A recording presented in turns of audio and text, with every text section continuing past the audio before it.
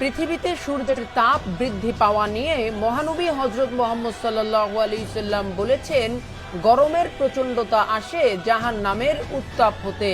জাহান্নাম তার রবের কাছে অভিযোগ করে বলে, হে রব, আমার এক অংশ অন্য অংশকে খেয়ে ফেলছে।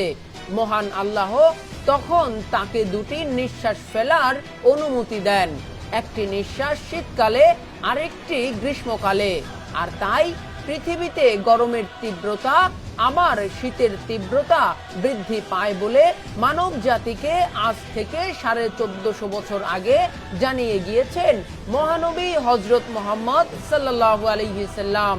তীব্র রোদ সম্পর্কিত এক হাদিসে এসেছে, হযরত আবু যর গিফারি রাদিয়াল্লাহু তাআলা আনহু বলেন, এক সফরে আমরা আল্লাহর রাসূল সাল্লাল্লাহু আলাইহি সাল্লামের সঙ্গে ছিলাম।